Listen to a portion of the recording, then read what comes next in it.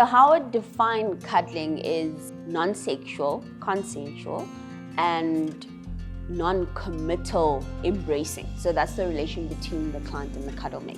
How I started Pro Cuddling SA, it was actually from my own personal experience.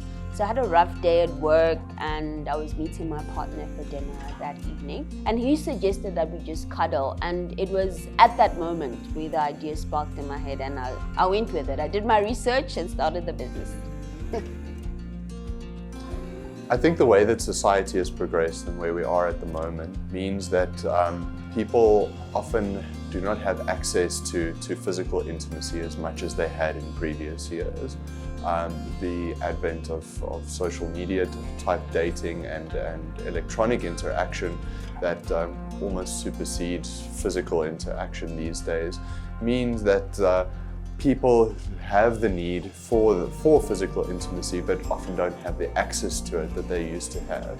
So paying for somebody to allow that release of oxytocin has become, I think, more and more popular over the years. And it is important to distinguish that from the need for sexual intimacy.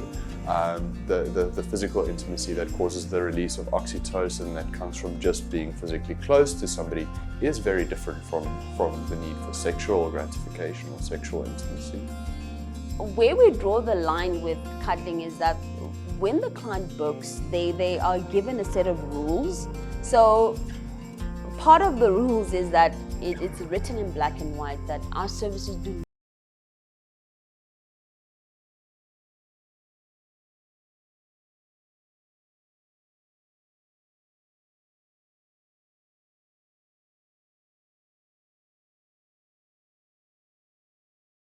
if the client does 1, 2, 3.